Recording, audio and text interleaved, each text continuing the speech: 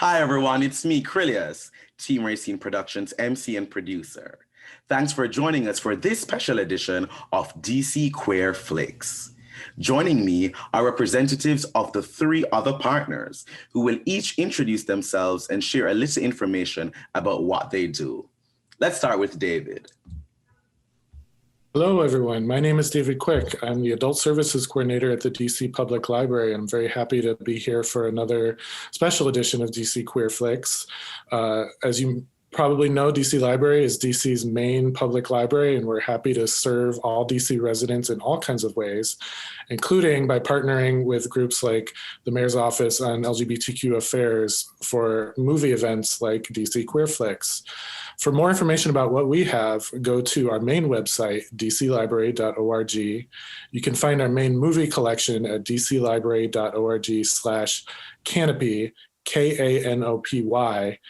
And to participate in our Twitter chats about these movies, go to our Twitter handle @DCPL and use the hashtag DCQueerFlix. Thank you. Thank you so much, David. Sheila, let's hear from you. Thank you. First of all, welcome and thanks for joining us. We're really excited about this particular screening for this month's DC Queer Flix. It's going to be sort of taking it up a notch. We do this every month in conjunction with DC Public Library, and time to time we partner with other agencies. This month we're really proud to partner with also the Mayor's Office on African Affairs. I represent the Mayor's Office of LGBTQ Affairs. My name is Sheila Alexander-Reid, and I am the director. We really work to fight discrimination and all kinds of other sort of disparities that impact the LGBTQ community. And we're really proud of the fact that DC is a progressive jurisdiction that prioritizes the LGBTQ residents. If you want to know more about our work, please check us out at lgbtq.dc.gov. And we're also on social media. Our handle is @DCLGBTQ. And stay tuned. This movie is going to be amazing, and we're really happy that you're here to join us. Thank you. Thanks so much, Sheila. And to round it out, let us talk to Aly. Yes, greetings everyone. Thank you very much for having me. My name is Aly Kaba, and I serve as the Director of the Mayor's Office on African Affairs. Our office mission is to ensure that the full range of DC government program, resources, and information are accessible to the district African communities. Please visit our website for more information about our office at oaa.dc.gov, and follow us on Twitter at MOA_DC and on Facebook at DC Mayor's Office on African Affairs. Thank you very much. Thanks, Aly. Now, viewers, all their links can be found in the video description below. Team Rayceen Productions is pleased to be a part of this edition of DC Queer Flix and the online viewing of the documentary Defiance, Voices of a New Generation. We encourage everyone to subscribe to the Team Rayceen YouTube channel and watch our content, including interviews, panel discussions, vlogs, and more, which aim to entertain, inform, educate, and inspire. On Twitter, please follow and use the hashtag DCQueerFlix to tweet about both of our panel discussions and the film, all available on our DC Queer Flix playlist.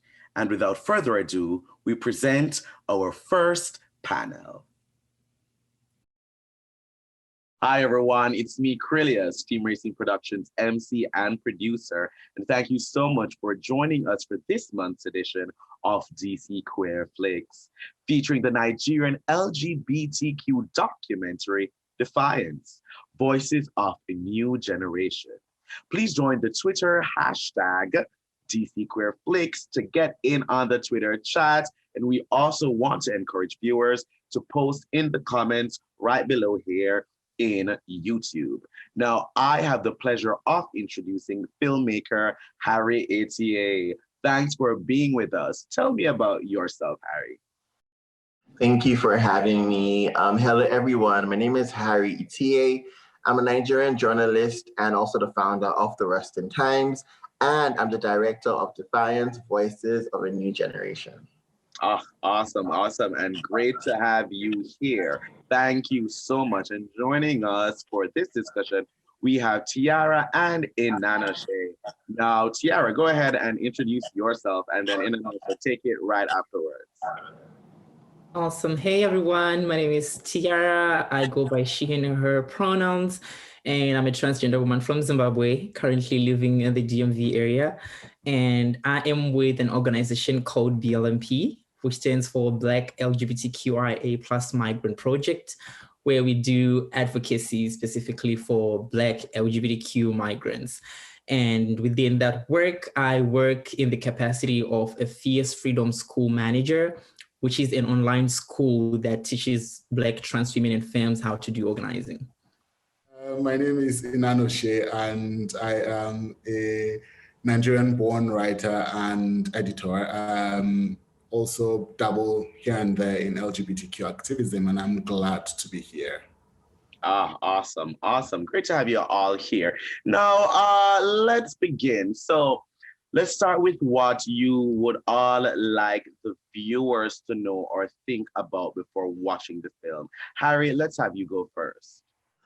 I think before people start to watch Defiance, I really want them to understand that this is coming from a place of bravery.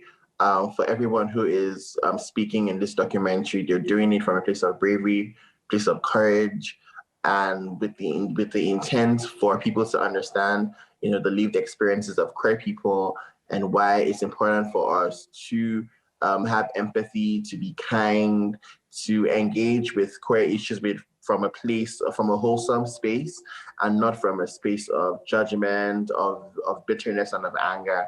I want people to know that when they watch the film, the intention is for you to understand that queer people are going through it, and that despite going through it, you know, they're still defiant, still resilient, and just to understand what the life and lived experiences of queer Nigerians is about. Tiara, what about you? What would you like viewers to know or think, or what do you want them to go into this film? What's the mindset they should go into this film with? Definitely for me, I think if you are part of the LGBTQ community, I want you to go into this documentary knowing that it's going to be very affirming, right? Because most of the times as LGBTQ people, specifically from Africa, we have a tendency of feeling like these experiences, I'm the only person who's going through it. So through watching this, you're going to hear so many stories that mirror your own experiences. And it's very affirming to just know that, okay, I'm not going through this by myself.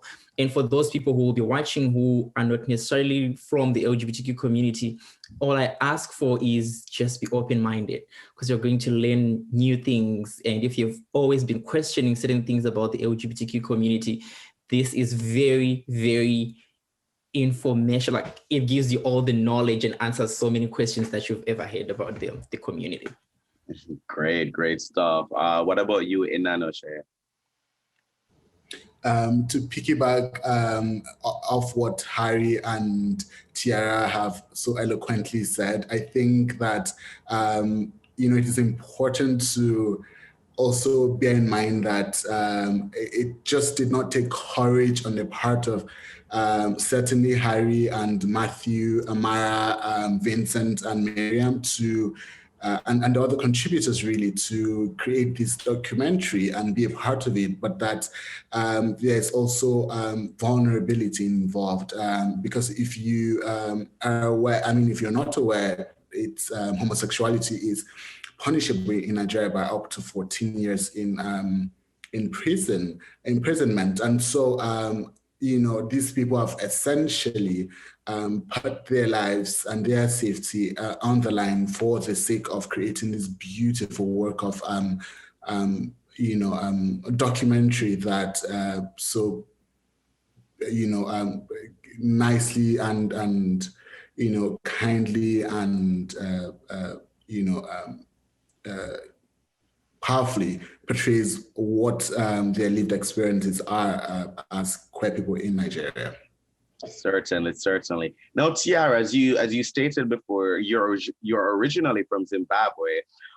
So talk to me a little bit about your story and compare your experience with that of the experience of the Nigerians in the film. Tell me a little bit about that. If there are any differences or similarities with your experience in Zimbabwe as opposed to those from Nigeria in the film. Sure. So I drew a lot of similarities, really, right? In the sense that I grew up in the part of Zimbabwe that is considered to be the most dangerous or the most poorest part of the ghetto, the most biggest ghetto of Zimbabwe. And I loved how one of the participants talked about how being gay is viewed as for a certain crowd or a certain class of people. So just growing up within that community where you also witness violence and then you happen to be queer in that space, for me, was something that I connected with so much, because you grow up with so much confusion of saying, I know who I am, but there's no language for it, right? Because that's one thing that I also related to when people were talking about, I always knew who I was, but I just didn't have the language for it, right? That brings in the aspect of language access, because I always knew who I was, but I didn't have the language to articulate it, or at least not language that was affirming in my own native language, right? Because all the terms that we hear about are very derogatory, I would yes.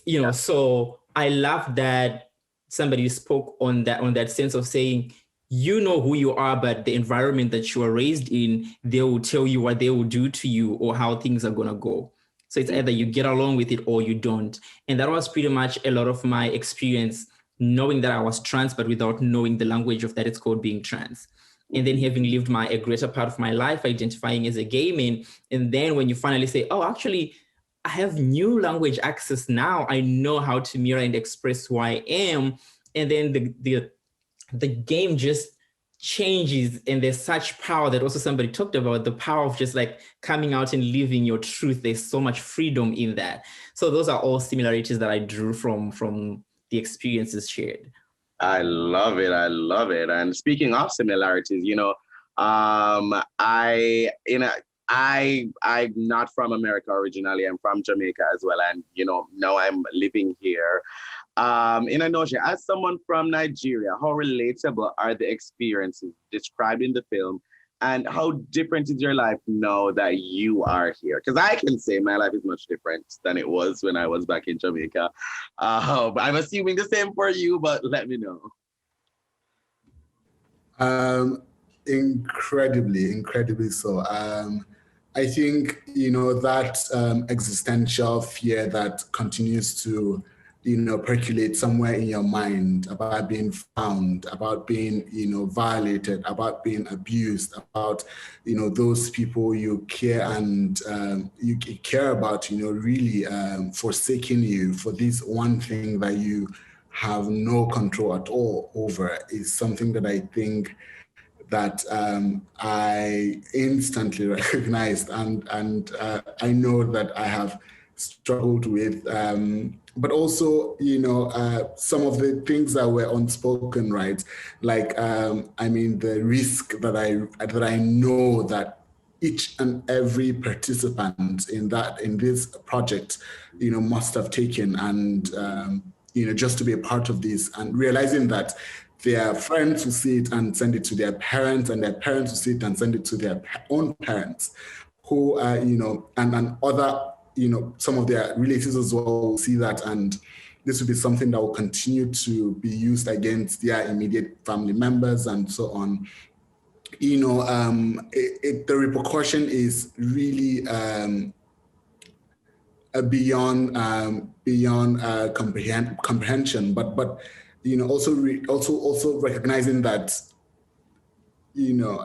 that there is a joy there that they feel, and that it's something that you cannot quench. It's something that you cannot, put to rest. It's palpable when they, when there are those moments where they burst out laughing and, giggling and so on. It's a beautiful thing to see. Next question to Innanoshe and Tiara. What would make life better for African LGBTQ immigrants in DC and in the United States in general? Tiara, would you like to go first, or do I? Yeah, go ahead, Tiara. Sure, I can go first. I think just being intentional in how we create spaces or how we make spaces available. And when those spaces are available, I would really, really love to see those places be like very safe spaces that celebrate the full being of someone. Mm-hmm. And I raise that because I've noticed like there's a huge trend within the queer community when it comes to for the most part, it's towards Africans and Caribbean folks.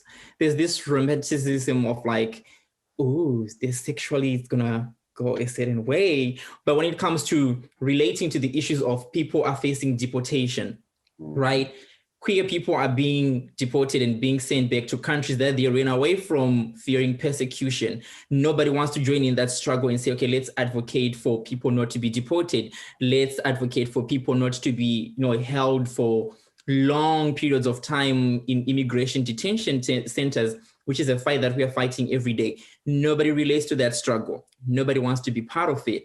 But when it comes to there's something that's gonna be exposing queer bodies, Africans and Caribbean people, they are the go-to people, like, oh, we have this event, can you come and do this? Like, oh, so my body is nice to look at and for your pleasure, but my well-being is not, so that's a question that I'm constantly having in so many spaces that are available or that are not as readily available. So making those spaces fully intentional to say, if you are going to call me into your space, make sure you care about my well-being, you care about my immigration status, you care about my healthcare status as much as you love my body to lay down with.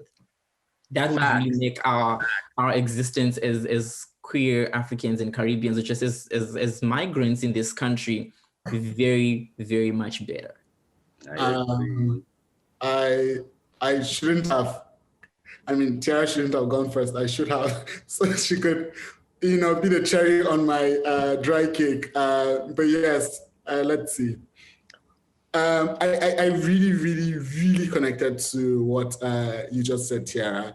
And I honestly do think that there is a conversation to be had about not just, on the individual level, in terms of how queer people interact with non-American queer people, or people who are here on from other countries, really, but also on an institutional level. And I'm talking in terms of the nonprofits now, the NGOs and so on, that there needs to be a voice that represents this very real challenges that we face. Someone that is from our own very specific community, that is perhaps a refugee or an asylee in America, or has gone through that experience, and so knows the toil that it takes on you, how you are always waiting on end for things that never seem to materialize. All right, now as we're rounding it out, let's in just a word or concise phrase, what do you hope people feel while watching this film? And I'll start with Harry. I really want LGBT Africans who watch it to feel hope, to feel seen, to realize that you're not alone, and that there's a community that stands with you and loves you, and just a sense of hope and togetherness. That's what I want them to experience when they watch it. Love it. Innanoshe? I hope that people can realize that people like Harry on the ground doing the work, they are living the life every day and doing the work, and that they need support as well. They need encouragement. They need their voices to be amplified and uplifted. And it's a very small thing, minute thing that you could do, but it's important to do. Awesome. Great. And rounding it out with Tiara, closing us out. Definitely what I really want people to walk away with after watching this, I want people to be motivated to be part of the solution.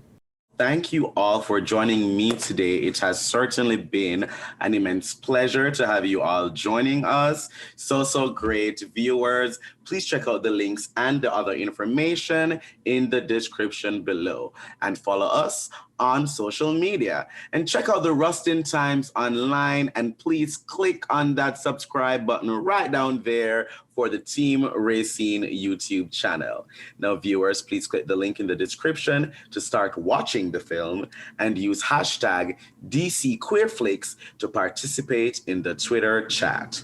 After the film, return to our playlist to watch our second panel, which will include Harry, 2 other cast members, and co-moderator Rayceen Penn Darvis. See you then.